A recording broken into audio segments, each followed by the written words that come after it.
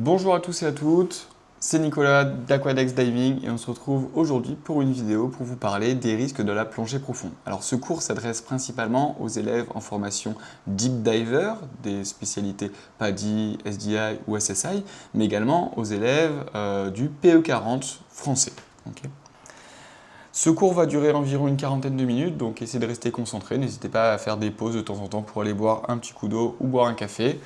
Mais à la fin de ce cours, vous aurez appris plein de choses sur cette fameuse zone profonde.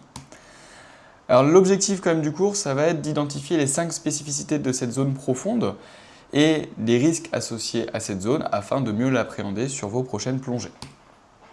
On commencera par parler des différences par rapport à la zone 0,18 ou 0,20 mètres que vous connaissez déjà.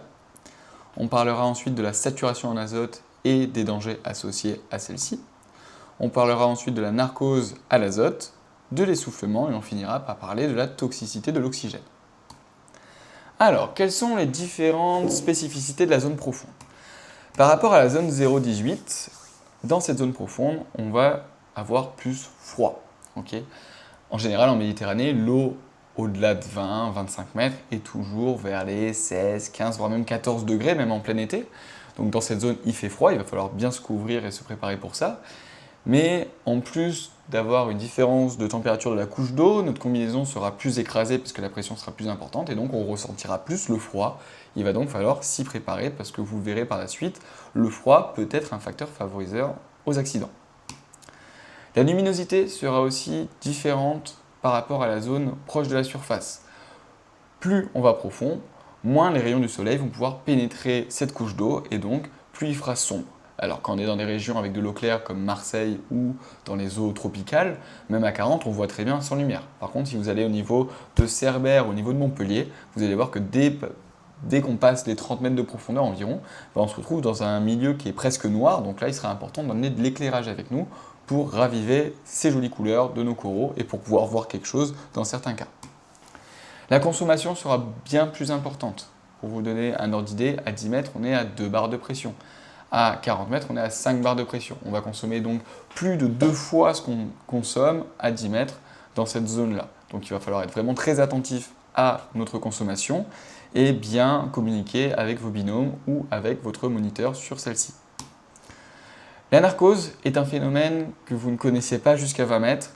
Dans la zone au-delà de 30 mètres, on peut sentir ce phénomène arriver. Alors jusqu'à 40, elle est encore relativement légère. Par contre, on peut ressentir des symptômes. Il va falloir savoir les identifier et savoir qu'est-ce que c'est que cette narcose, mais elle est encore très gérable à 40, ne vous en faites pas pour ça.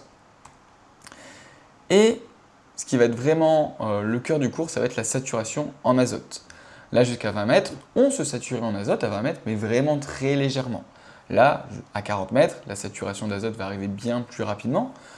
Donc la pression va jouer sur l'azote, cet azote va rentrer dans notre corps, on en parlera juste après, mais c'est un phénomène qui va arriver et qui va nous obliger à respecter certaines règles.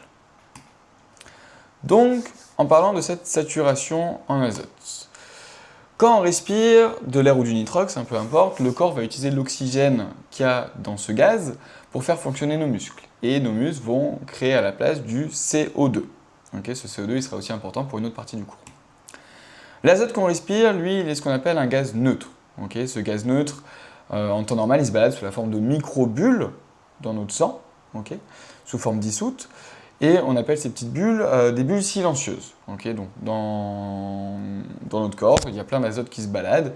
Quand ça repasse au niveau de nos poumons les éliminent et ce n'est pas un souci la plupart du temps. Par contre, plus on va rester longtemps en profondeur, plus on va avoir ces petites bulles d'azote dans notre corps. Si on remonte doucement et qu'on laisse le temps aux poumons, comme je vous le disais, d'évacuer ces petites bulles, il ne se passe rien, il n'y a pas de souci, c'est ce qui nous arrive la plupart du temps. Par contre, si on ne respecte pas certaines règles, il y a des problèmes qui peuvent subvenir. Ces problèmes, c'est principalement les accidents de décompression. Donc les accidents de décompression qu'on appelle maintenant plutôt accidents de désaturation. C'est la même chose, mais le terme a un petit peu changé. Comment peuvent arriver ces accidents de désaturation? Premièrement, à cause d'une remontée rapide. Donc, comme vous le savez depuis votre première formation d'open water ou de niveau 1, on ne peut pas remonter à la vitesse qu'on veut en plongée. On essaie de remonter à la vitesse des petites bulles, et cette vitesse, elle est à environ de 10 à 15 mètres par minute. On va essayer de ne pas trop dépasser cette vitesse. Si on va au-dessus de cette vitesse, les bulles d'azote, elles vont se dilater trop rapidement. Et qu'est-ce qui va se passer si j'ai plein de bulles d'azote dans mon sang qui se dilatent trop vite et qui viennent se coller entre elles? On va créer ce qu'on appelle un manchon gazeux. Un manchon gazeux, c'est une plus grosse bulle en fait. Cette plus grosse bulle qu'il va y avoir dans notre corps, dans notre sang, le corps va l'identifier comme une coupure. Quand je me coupe, qu'est-ce qui va se passer? Le corps va dire « Ouh aïe aïe, je me suis coupé, il va falloir que je vienne réparer cette coupure » et donc va envoyer l'action plaquettaire, les petites plaquettes qui vont venir se mettre autour de la blessure et coaguler, former une croûte pour empêcher que des bactéries ne pénètrent dans le sang. Ça va être la même chose autour de cette bulle. Cette bulle, elle va être captée par le corps comme une coupure. Les plaquettes vont venir se coller autour de cette bulle, coaguler autour de cette bulle et créer un espèce de caillot. Et ce caillot de sang, le problème, c'est que s'il se coince quelque part, ça va nous créer un accident de désaturation. Donc on dit souvent que l'accident de désaturation, c'est une bulle qui se coince. Ce n'est pas tout à fait vrai, c'est un caillot qui vient se créer autour d'une bulle. Alors ce caillot, il peut se créer dans notre sang, mais il est aussi vrai que dans certains cas, on peut avoir des bulles qui se créent en dehors du système sanguin et qui viennent comprimer les vaisseaux sanguins. Ça, c'est encore autre chose, mais la plupart du temps, c'est vraiment une coagulation des plaquettes autour d'une bulle qui est venue se créer et c'est ce caillot qui va se coincer quelque part et créer un accident. On peut également créer cet accident en manquant nos paliers. Alors, normalement, en tant qu'élève SDI, PADI ou SSI, vous n'avez pas la possibilité de faire des paliers obligatoires. Vous avez déjà entendu quand même ce système de palier obligatoire. En fait, ce palier obligatoire, c'est quoi? C'est un stop qu'on fait à une certaine profondeur pour laisser justement le temps au corps d'éliminer les bulles qui sont encore toutes petites. Pour vous donner une idée, notre corps, c'est un peu comme une bouteille de coca. Si je prends une bouteille de coca, que je la secoue, que j'ouvre d'un coup, ça fait ce qu'on appelle un dégazage anarchique. Ça mousse de partout. C'est ce qui se passe si je ne fais pas mes paliers et que je remonte à fond vers la surface. Par contre, vous avez vu, si cette bouteille de coca, vous la secouez, que vous venez ouvrir un petit peu, refermer. Ouvrir un petit peu, refermer, etc. plein de fois de suite, et on arrive à évacuer le surplus de gaz et on arrive au final à ouvrir la bouteille sans qu'il y ait eu des bulles de partout et qu'on ait mis de la mousse de partout. Les paliers, ça va être un petit peu ce système d'ouverture et de fermeture. Où je vais faire une petite pause, je vais laisser l'azote s'évacuer, puis je vais refermer, je vais remonter un petit peu, etc. Donc, en remontant, il va falloir faire des pauses pour évacuer cet azote. C'est ce que je vous ai expliqué. Le temps de palier, il va être calculé principalement par notre ordinateur. Ce temps de palier, il est calculé en fonction des tables de la Marine nationale. Je ne vais pas rentrer dans le détail des calculs. C'est des calculs en prenant en compte différents facteurs physiologiques et physiques qui nous donnent un temps à quel il faut rester à une certaine profondeur pour éliminer les bulles en fonction du temps qu'on a passé à notre profondeur maximale. Donc maintenant, c'est l'ordinateur qui nous le donne. C'est super parce qu'avant, calculer les tables, ce n'était pas forcément pratique. Et donc, si on ne respecte pas les paliers donnés par notre ordinateur, il va se passer le même phénomène. Je vais avoir trop de bulles d'azote dans mon corps, elles vont venir se coller entre elles, créer ce manchon gazeux, créer ce caillot qui va se coincer quelque part. Et en fonction de où se coince le caillot, on peut avoir différents types d'ADD. Donc je viens rapidement sur les différents types d'ADD qui peuvent se créer. Les ADD, au début, ils ont été classés en deux catégories, les ADD de type 1 et les ADD de type 2. Alors maintenant, on n'aime plus trop les classer parce qu'on estime que tous les ADD sont aussi dangereux, mais avant, les types 1, c'était les accidents dits bénins, les types 2, c'était les accidents dits graves. Maintenant, on se rend compte que même un accident qui peut sembler être un accident bénin peut être un signe d'un accident bien plus grave. Premièrement, on a le cutané. Donc le cutané, il va toucher aux capillaires de la peau. Les signes et symptômes de cet ADD, ça va être des espèces de marques sur notre peau. Donc quand je parle de marques, je parle des espèces de puces, de tiques, de marbrures. Donc les marbrures, c'est vraiment des espèces de marques rouges, un peu dans tous les sens, de zébrures, comme vous voulez. Donc ça peut être visuel, mais vous pouvez aussi le sentir. Avoir un endroit où vous avez comme des fourmis qui ne veulent pas partir, ça peut être un ADD. Donc ça, c'est le cutané, c'est le plus bénin, mais en fait, on se rend compte que lui, ça peut être un signe de quelque chose qui se passe dans le cerveau. Le OAM, ou ostéo-articulo-musculaire, c'est un ADD qui va toucher les articulations, les os et les muscles.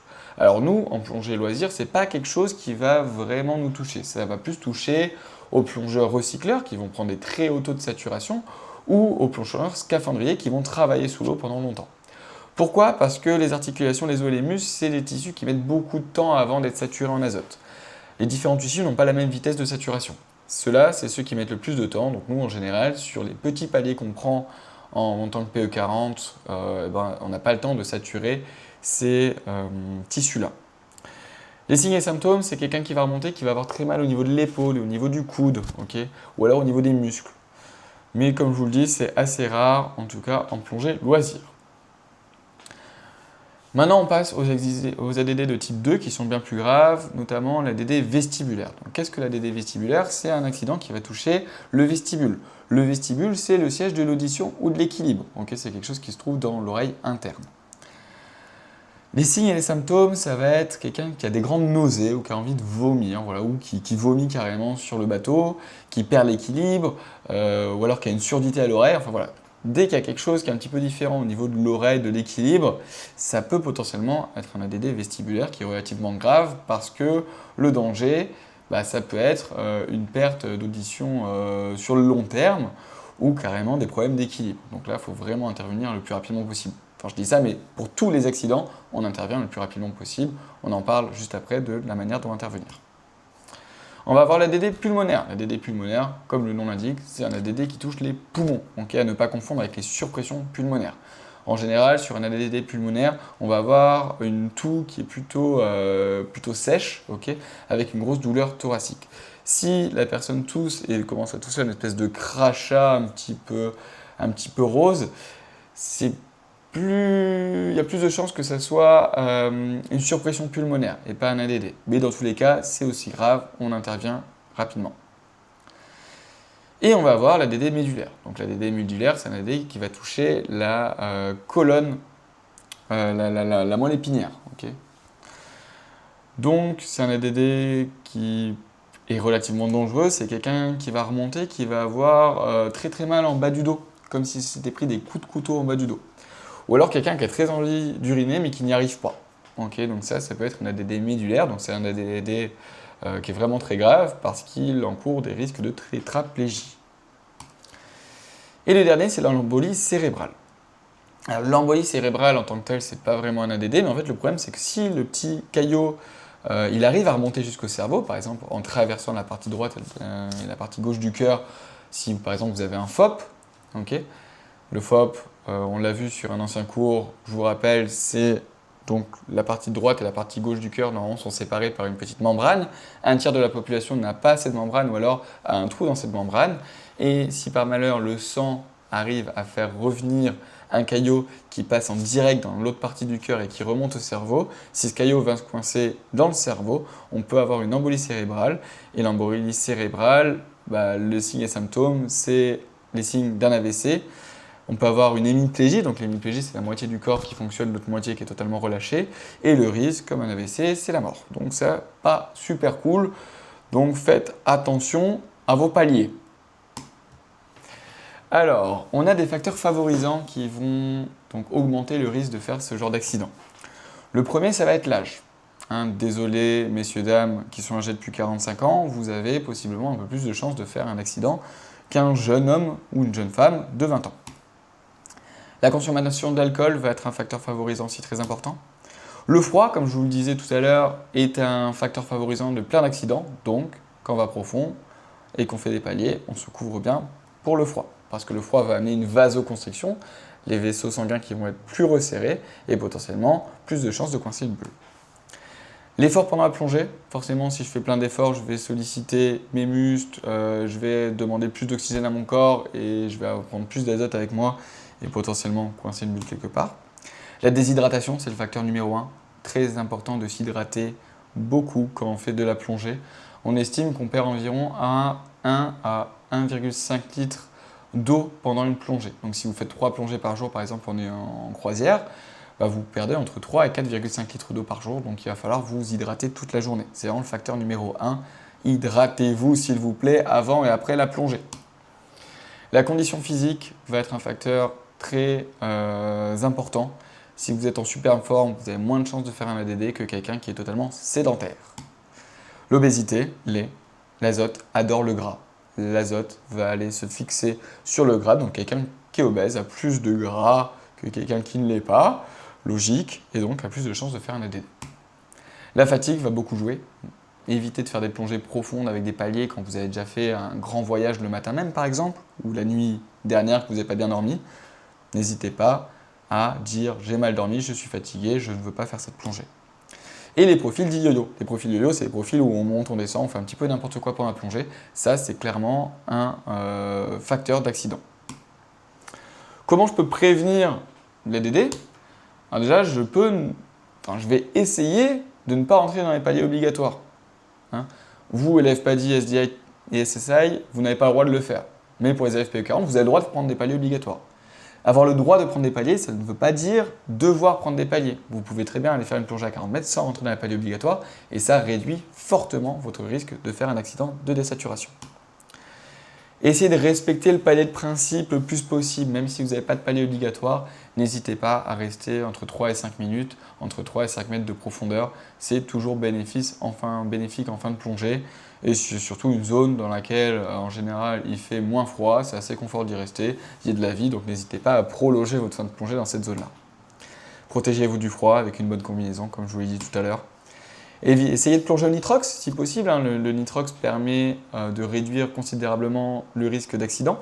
N'hésitez pas, si votre club le propose, de passer la formation et de plonger avec du nitrox. On ne fait pas des profils yo-yo, où on monte, on descend, ou alors on passe toute notre plongée à 25 mètres et on finit à 40 pour remonter direct. Et on évite de descendre après une soirée un peu trop alcoolisée. On se restreint, voire on ne plonge pas si on était bourré la veille. Qu'est-ce qui se passe si, malgré tout, quelqu'un donne notre palanquet ou nous-mêmes faisons un ADD? Alors, la procédure classique sur tous les ADD, ça va être une mise sous oxygène à 100% avec un débit de 15 litres par minute. Okay, on va mettre la personne en position semi-assise, pas allongée, pas totalement assise, le dos à 45 degrés. On va bien sûr la surveiller, on va lui donner de l'eau. Donc lui donner de l'eau, ça ne veut pas dire tout boire la bouteille d'un coup. On dit qu'il faudrait boire environ 50 centilitres toutes les 30 minutes pour vraiment réhydrater le plasma sanguin. On contacte les secours, bien évidemment, si on est en mer, le CROSS, sinon on contacte le SAMU si on est à terre. Et on évacue le plus rapidement possible aux caissons de recompression le plus proche. Par exemple, à Marseille, il y a Sainte-Marguerite et les secours sont extrêmement réactifs, donc on n'hésite pas. S'il y a un doute, comme on dit chez nous, s'il y a un doute, pas de doute. Vaut mieux aller aux caissons pour rien plutôt que de risquer de faire un ADD sévère et d'avoir des symptômes qui restent. Maintenant, on va parler de l'ivresse des profondeurs. Okay, alors, la narcose, qu'est-ce que c'est? Cette narcose, aussi appelée donc ivresse des profondeurs, c'est un phénomène qui est naturel, qui est dû à la pression partielle d'azote sur notre système nerveux. Donc le système nerveux, c'est tous les nerfs qu'on a dans notre corps, qui permettent de contrôler nos membres ou qui permettent de sentir quelque chose. Voilà. Pour les plus sensibles, cette narcose, cette fameuse ivresse des profondeurs, elle peut arriver à partir de 30 mètres de profondeur. Au-delà de 40, on estime que tout le monde est narcosé. Par contre, comme l'alcool, le ressenti va être différent pour chacun. Okay, et comme l'alcool, plus on va aller dans cette zone-là, plus on va être habitué à être narcosé, moins on va le ressentir fortement. Quels sont les facteurs de la narcose? Déjà, on va voir la profondeur. Plus je vais être profond, bien sûr, plus je vais ressentir l'effet de la narcose. Si je suis stressé, c'est ma première plongée à 40, j'ai plus de risque de ressentir l'effet narcose. Le froid, comme je vous le disais, c'est un facteur favorisant à plein d'accidents.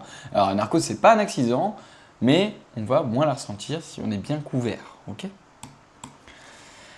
l'effort pendant la plongée va faire arriver cet effet narcose bien plus rapidement. Alors depuis tout à l'heure, je parle d'effet narcose. Pourquoi je parle d'effet narcose? Parce qu'en fait, la narcose, comme je vous le disais, c'est un phénomène naturel qui se passe au niveau de nos synapses, donc de la connexion entre nos nerfs. Okay, c'est un phénomène qui n'est pas encore très bien compris. Il y a deux grandes théories, la théorie protéique et la théorie lipidique. Donc la théorie lipidique dit que en fait, autour de nos nerfs, il y a une gaine de gras qu'on appelle la gaine de myéline qui protège les nerfs. Et donc dans la théorie lipidique, l'azote viendrait saturer ce gras et donc ralentir l'influx électrique, l'influx nerveux. Okay, donc ça serait assez logique qu'il arriverait, donc dès qu'on descend, ça sature, on est un petit peu narcosé, et quand on remonte, ça sort des graisses et on n'est plus narcosé. En fait, d'après les dernières études, on se rend compte que ce ne serait pas vraiment ça, serait plutôt au niveau des protéines, au niveau des ions, au niveau des synapses. Okay, donc c'est très compliqué, je ne vais pas rentrer dans le détail, ce n'est pas le cours du sujet, mais ça serait plutôt au niveau des connexions des neurones et pas dans cette gaine de myéline. On ne sait pas encore vraiment, donc je ne peux pas statuer sur une position particulière. En tout cas, on parle d'effet narcose parce que le phénomène de narcose, il est tout le temps présent, mais l'effet narcose, ça va être le ressenti de chacun. Okay, donc le ressenti peut être plus ou moins fort en fonction des jours, en fonction de votre état de santé, en fonction de la profondeur, enfin voilà. La vitesse de descente va jouer un rôle assez important. Si je descends à fond tête en bas et qu'à 40 je me relève d'un coup, boum, ça va tourner et je sens un gros coup de narcose. Si au contraire, arrivé à une trentaine de mètres, je ralentis vraiment ma vitesse, je vais beaucoup moins ressentir cette narcose arriver fortement. La luminosité va jouer beaucoup, c'est pour ça emmenez de la lumière avec vous quand vous allez profond. D'une part pour mieux voir les jolies choses qu'ont les profondeurs à vous proposer, et de deuxième part pour moins sentir cet effet narcose et du coup plus profiter de la plongée. Alors c'est vrai que j'en ai pas forcément parlé, pour certaines personnes cette narcose c'est quelque chose qu'ils vont rechercher. Il y a des personnes qui boivent pour ressentir cette ivresse, il y a des personnes qui vont plonger profond pour ressentir cette narcose. Okay, c'est pas le but c'est pas d'aller sentir cette narcose fortement ou quoi. Alors, c'est pas forcément quelque chose qui est désagréable, mais c'est pas un but à aller rechercher. On va pas s'amuser à tout faire pour ressentir cette narcose, c'est totalement dangereux et inutile. Par contre, si on la sent arriver, eh ben, il faut pouvoir continuer notre plongée, continuer à profiter des choses que nous propose la plongée, tout en gardant le contrôle. Okay, donc c'est pour ça, amener cette lampe pour profiter plus et pas juste être focus sur votre narcose et pas profiter des jolies choses que vous pouvez voir au fond. La prise de médicaments la veille, par exemple, est un facteur favorisant à cette narcose en fonction des différents médicaments. La drogue ou l'alcool, de même. Et la fatigue, l'est aussi. Donc voilà, vous avez vu que la fatigue, le froid, la drogue, c'est quelque chose qui est commun à la narcose et à la DD. Donc si on veut éviter ces deux problèmes, on va éviter de plonger fatigué, on va bien se couvrir et on va éviter de se prendre une cuite la veille. Maintenant, comment prévenir cette narcose? Donc comme je vous le disais, cette narcose, il ne faut pas en avoir peur. Par contre, si c'est les premières plongées à 40, ça peut être bien d'y aller tranquille et d'éviter de ressentir un gros coup de narcose d'un coup. Donc pour prévenir ça, on va pouvoir, comme je vous le disais, commencer à vous mettre à plat des 30 mètres, ralentir cette vitesse pour moins ressentir cette montée de narcose arrivée à 40. On va se protéger du froid, je le redis encore une fois. On va amener une lampe, un peu de lumière, c'est toujours bon à prendre. On peut plonger nitrox. Alors pareil, là il y a des gens qui vont dire oui, mais l'oxygène est aussi narcotique que l'azote. Théoriquement, mais en vrai de vrai, non, on ressent moins la narcose quand on plonge au nitrox, en tout cas de mon ressenti personnel et de ressenti de beaucoup de collègues. La pure théorie dirait que c'est pas forcément vrai, mais moi je pense que si. Voilà. Vous en faites ce que vous voulez. Et on va éviter de descendre après une soirée alcoolisée encore une fois. Mince alors, qu'est-ce qu'on fait alors? Qu'est-ce qui se passe si on ressent cet effet narcose ou que notre collègue le ressent fortement, que c'est plus agréable et que c'est difficilement gérable? Alors vous pouvez communiquer sur cette narcose. Par exemple, vous donnez un signe, ça, est-ce que la narcose, ça va? Si tout va bien, ça va. Si vous la ressentez, mais que c'est plutôt quelque chose qui est agréable, que vous souhaitez continuer à plonger, c'est pas grave. Narcose 1, je la ressens, mais j'arrive à la gérer, il n'y a pas de souci, on peut continuer. Narcose 2, je profite plus trop de la plongée, enfin de cette sensation, j'aimerais remonter un peu pour voir disparaître ces effets. Donc ça peut être bien de communiquer dessus avec vos binômes pour pas qu'il y en ait un qui soit totalement dans les choux pendant que l'autre ne s'en rend pas compte et possiblement arriver à quelque chose de désagréable. Donc déjà, la seule manière de réduire les symptômes, ça va être de remonter, faire baisser la pression pour faire baisser la pression partielle d'azote. On va bien sûr communiquer avec son binôme. Et si vraiment les symptômes, même en remontant, ne disparaissent pas tout à fait, on peut mettre fin à la plongée, remonter en surface et on évite les soucis. Donc avant de parler d'essoufflement, déjà, c'est que je ne l'ai pas forcément marqué dans le cours, mais qu'est-ce qu'on va ressentir si on est narcosé? Alors les ressentis peuvent être différents chez chacun. Il y a des gens qui vont ressentir une espèce d'euphorie.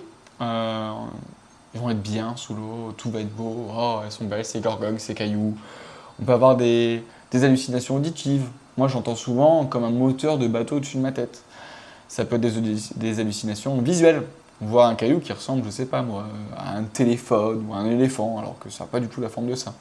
Ça peut être une forte envie de rigoler. Je vois mon collègue avec son masque là, il a une tête de je sais pas quoi, ça me fait rire, j'ai envie de rigoler. C'est incontrôlable, ça peut être cette narcose. Donc ça, c'est plutôt les côtés agréables qu'on veut, plutôt sympa. Par contre, on a aussi des côtés un peu plus désagréables. Par exemple, si vous n'êtes pas bien dans votre tête à ce moment-là, ça peut être une sensation d'angoisse, une espèce d'effet tunnel où vous voyez que ce qui se passe devant vous, une sensation d'oppression, une sensation de noir, enfin voilà, un dialogue intérieur où vous allez vous parler à vous-même. Les symptômes sont très différents chez chacun, un peu comme l'alcool, donc à vous de plonger tranquillement, de plus en plus profond pour vous habituer à cette narcose, ressentir l'effet arriver. Vous serez narcosé dans tous les cas, mais en le sentant arriver, vous arriverez à vous dire « Ah tiens, je sens les symptômes, je sais que je suis narcosé, je vais faire d'autant plus attention maintenant. » Maintenant, on va parler de l'essoufflement. Alors l'essoufflement, en tant que tel, c'est pas un accident, c'est ce qu'on appelle un incident. Par contre, cet essoufflement, il peut amener à tous les accidents les plus graves.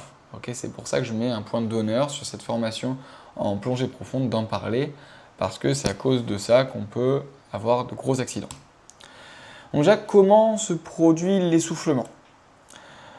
Comme je vous le disais tout à l'heure, notre corps il va consommer l'oxygène et recracher du CO2 après que nos muscles l'aient utilisé. Ce CO2 il va être évacué par les poumons grâce à l'échange alvéolaire. Si je fais trop d'efforts, j'ai besoin de plus d'oxygène, mes muscles ont besoin d'oxygène, le cerveau va recevoir le message « Oh là là, j'ai besoin d'oxygène, inspire plus ». C'est comme quand en cours, d'un seul coup, on se met à hyperventiler, c'est pour amener plus d'oxygène à notre corps. Il va se passer la même chose sous l'eau, donc on va avoir une accélération de la ventilation et du rythme cardiaque. Qui dit accélération de la ventilation dit que je vais venir prendre plus d'air. Donc si je prends plus d'air, je prends plus d'oxygène, ça veut dire que je vais aussi créer plus de CO2. Si je crée plus de CO2 mais que je ne l'expire pas assez, que je ne l'évacue pas assez, mon taux de CO2 il va augmenter dans mon sang. Okay, il y a des petits capteurs qu'on appelle les chémorécepteurs qui vont donc capter le taux de CO2 qui va être trop important et qui vont dire au cerveau « Ouh là là, il y a un souci, j'ai trop de CO2, il me faut plus d'oxygène ». Ce qui est totalement pas du tout le bon réflexe à avoir, mais le corps le reçoit comme ça. Donc qu'est-ce qui va se passer? Si le corps a besoin de plus d'oxygène, il va inspirer encore plus. Sauf que si j'inspire encore plus, je prends encore plus d'oxygène, je crée encore plus de CO2, mon taux de CO2 augmente encore plus, les chémorécepteurs s'affolent encore plus, demandent encore plus d'oxygène, j'inspire encore plus, et puis d'un seul coup, je me mets à inspirer à fond, j'arrive pas à souffler, et j'ai une ventilation qui devient totalement inutile. Okay, c'est ce qu'on appelle une ventilation superficielle, et là le plongeur a l'impression d'étouffer. Donc c'est vraiment une ventilation qui ferait... Et j'oublie d'expirer, et à ce moment-là, qu'est-ce qui va se passer? C'est la panique. Okay, alors à quoi il peut être dû cet essoufflement? Cet essoufflement, bien sûr, il peut venir d'un effort trop important en profondeur. Qui dit effort dit demande d'oxygène plus importante, dit que je vais inspirer encore plus. Cet effort, il peut venir à cause du courant, par exemple, c'est la plupart des cas. Donc je vous rappelle que si vous êtes soumis au courant, surtout en profondeur, le premier réflexe, ça va être de venir s'abriter le plus possible, soit proche du fond, soit proche de la roche, pour essayer de se cacher un peu du courant. N'hésitez pas à faire des pauses, vous cachez derrière des rochers de temps en temps pour reprendre bien votre ventilation. Okay, pensez à bien souffler, bien vider les poumons pour vider ce CO2, faire baisser ce taux de CO2 dans vos poumons. Et si vous voyez que le palmage est trop compliqué dans le courant, c'est pas grave, on va pas se mettre dans le rouge, on va pas faire un essoufflement juste pour rejoindre l'autre côté de la passe ou l'autre caillou, c'est pas grave, vous tirez le parachute, vous arrêtez tout effort, vous remontez pour réduire la pression et faciliter la ventilation, et puis la sécurité de surface viendra vous chercher, mais en tout cas, on se met pas dans le rouge, on tombe pas en essoufflement, juste à cause du courant, parce que vous voulez palmer face à lui. Ça peut être un matériel qui est mal réglé, notamment les détendeurs, c'est pour ça qu'il est important de réviser vos détendeurs, en général, tous les ans ou tous les 2 ans, en fonction des constructeurs, la recommandation, ou toutes les 100 plongées, okay, pour être sûr d'avoir du matériel en bon état qui respire bien. La plupart du temps, ça vient d'une mauvaise stabilisation. Quelqu'un qui n'est pas bien stabilisé va palmer pour se stabiliser. Ce palmage qui est inutile, il vous fait consommer de l'oxygène et il crée du CO2. Alors que si vous étiez bien stabilisé, bien à plat, là, on ne consomme rien et il n'y a pas de risque d'essoufflement. Ça peut être le froid. Le froid, naturellement, il va causer une hyperventilation. Et c'est surtout à cause d'une mauvaise expiration. Si vous n'expirez pas assez ce CO2, forcément le taux augmente et ça va créer ce mécanisme de l'hypercapnie. Donc je rappelle, l'essoufflement, c'est le mécanisme ventilatoire de l'hypercapnie. L'hypercapnie qui est un trop haut taux de CO2. Qu'est-ce qui se passe si je fais un essoufflement? Donc, c'est quelque chose qui peut être dramatique en plongée. Parce que quelqu'un qui est essoufflé va paniquer et le réflexe reptilien qu'on a, qui vient de nos ancêtres, quand on n'arrive plus à respirer, on va chercher de l'air où on peut. Où est-ce qu'on va trouver de l'air quand on est en plongée? C'est à la surface. Quelqu'un qui est totalement paniqué, même un plongeur très expérimenté, va arracher son détendeur, arracher son masque, tout ce qu'on veut, et va essayer de rejoindre la surface. Sauf que si il n'arrive pas à rejoindre la surface, on peut avoir une noyade. Donc classique, la noyade de l'eau dans les poumons. Le risque, je vous le dis pas, mais vous savez très bien ce qui se passe si quelqu'un se noie. Ça peut être une panne d'air. Si je respire à fond, je ventile trop fort, je peux vider mon bloc. Pour vous donner un ordre d'idée, sur une grosse panne d'air, on peut consommer jusqu'à 10 fois plus que normalement. Un gros consommateur à 40 mètres, il peut vider une bouteille en moins de 5 minutes. Sur un essoufflement. Donc très attention à la consommation. Si vous voyez que vous commencez à vous essouffler, vraiment arrêtez tout effort, regardez bien votre mano pour être sûr d'avoir de quoi remonter tranquillement. Quelqu'un qui est paniqué va essayer de remonter à fond vers la surface. Qui dit remontée rapide, si vous avez des paliers, dit ADD, on l'a vu juste avant. Et si la personne remonte et justement qu'elle bloque la ventilation pour essayer de remonter sur la surface en bloquant les poumons, on peut avoir une surpression pulmonaire et c'est un accident extrêmement grave aussi, le barotraumatisme le plus grave. Quels sont les signes de l'essoufflement? Alors les signes, on peut le sentir sur nous-mêmes. Par exemple, ça va être une augmentation du rythme cardiaque. Un petit peu comme quand on court, on commence à être essoufflé, on va sentir le rythme cardiaque qui accélère. On va avoir du mal à ventiler. On va ventiler de plus en plus vite. Et il y a un signe qu'on peut bien ressentir, c'est l'incapacité de tenir une apnée expiratoire. Donc tenir une apnée expiratoire, c'est quoi? C'est je souffle tout l'air que j'ai dans les poumons, je bloque la respiration, et normalement je devrais réussir à tenir 10 secondes sans problème. Si après avoir soufflé, quand je bloque la respiration, je n'arrive pas à tenir 2 secondes, c'est que je suis en début d'essoufflement, il faut que je fasse quelque chose, sinon ça va partir en cacahuète. Et sur notre binôme, ça peut être un palmage anarchique. Quelqu'un qui palme n'importe comment, comme ça, peut-être qu'il est en train de palmer pour se stabiliser, il est en train de s'essouffler. Ça peut être une grosse quantité de bulles. D'habitude, un plongeur classique, on va voir un panache de bulles partir, puis rien. Puis un panache de bulles, puis rien, pendant quelques secondes, etc. Si vous voyez des bulles qui sortent en continu de son détendeur, c'est qu'il est en train d'hyperventiler, possiblement qu'il est en essoufflement. Rapprochez-vous de lui, allez lui porter assistante, parce que ça peut partir à tout moment en panique. Et bien sûr, le signe de détresse ventilatoire, qui est le signe classique de l'essoufflement. Qu'est-ce qui se passe si je rentre en essoufflement? Première chose, je vais cesser tout effort. Je vais essayer d'expirer le plus possible pour éliminer le CO2. Je vais me stabiliser et je vais commencer tout doucement à remonter pour réduire la pression et la viscosité de l'air pour faciliter le travail ventilatoire à mes poumons et à mon diaphragme. Bien sûr, je fais le signe associé à mon binôme ou à mon guide pour qu'il vienne m'aider. Et si l'essoufflement était trop gros, je stoppe la plongée. Si j'en ai la capacité, je fais un bon grand palier de sécurité à 5 mètres. Si c'est pas possible, que je suis encore trop dans le mal, je remonte et pourquoi pas me mettre sous oxygène. Bien sûr, j'essaie de remonter à la bonne vitesse, surtout après un essoufflement, ou qui dit essoufflement dit grande quantité d'air inspiré. Qui dit grande quantité d'air dit aussi grande quantité d'azote, qui dit donc azote dissous dans notre corps. Donc attention à l'ADD. Pour finir, on va parler de la toxicité de l'oxygène. Donc l'oxygène, il est toxique. La norme internationale de la toxicité de l'oxygène, elle est fixée à 1,4 bar. On estime qu'au-delà de 1,4 bar de ppE2, de pression partielle d'oxygène, l'oxygène peut être toxique pour notre corps. En France, ce taux, il est fixé à 1,6. Ça nous permet de pouvoir descendre plus profond. En fonction du gaz qu'on respire, donc de l'air ou du nitrox, on va donc être limité à une certaine profondeur et c'est cet oxygène qui va nous limiter à cette profondeur. Si je dépasse cette pression partielle d'oxygène, je risque ce qu'on appelle l'hyperoxie, l'effet Paul-Bert. Et l'hyperoxie, ça va être quoi? Ça va être un cycle de phase tonique. Donc d'un seul coup, je vais être tout contracté, je ne vais plus pouvoir bouger. D'un seul coup, ça peut durer 30 secondes à 1 minute. Puis d'un seul coup, je vais mettre à convulser, pareil pendant 30 secondes à 1 minute. Et puis après, j'ai un cycle de retour à la normale, voire même d'endormissement en fonction des cas. Et tant que je ne suis pas sorti de cette pression partielle, j'ai ce cycle-là. Donc c'est très dangereux bien évidemment, hein, parce que quelqu'un qui va se mettre à convulser et qui après peut perdre connaissance, potentiellement a le détendeur qui peut sortir de la bouche, et au moment où il va reprendre connaissance, inspirer, et bah, il peut venir aspirer de l'eau. Donc très dangereux aussi l'hyperoxie, il y a différents types d'hyperoxie, j'en parle plus en détail dans mon cours de nitrox confirmé, donc n'hésitez pas à aller le voir. Et voilà. Donc, attention à la profondeur limite. Je vous rappelle qu'avec de l'air, la profondeur limite est de 60 mètres. Normalement, l'oxygène nous limite à 66 mètres, mais c'est l'azote cette fois-ci qui va nous limiter à 60 mètres. En fonction de votre nitrox, en général, la nitrox 32, la profondeur maximum en France, elle est environ à 40 mètres. Au-delà de 40 mètres, je risque cette hyperoxie. Comment je fais pour ne pas avoir cette hyperoxie? Bien sûr, je ne vais pas dépasser ma profondeur maximale autorisée.